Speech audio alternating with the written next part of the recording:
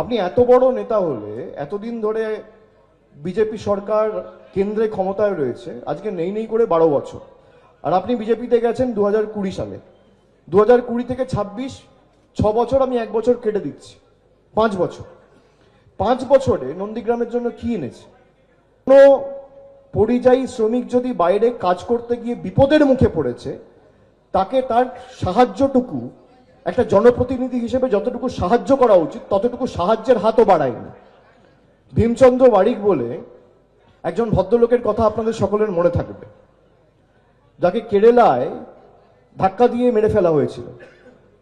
তার ডেড বডিটুকু পর্যন্ত আনার সৎসাহস বা সৌজন্যতা এই বিধানসভার বিধায়ক দেখেন। এটা আপনার কর্তব্য নয়?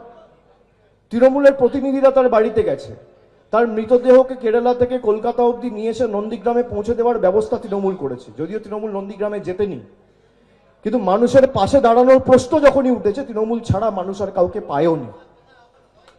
এটাই পার্থক্য।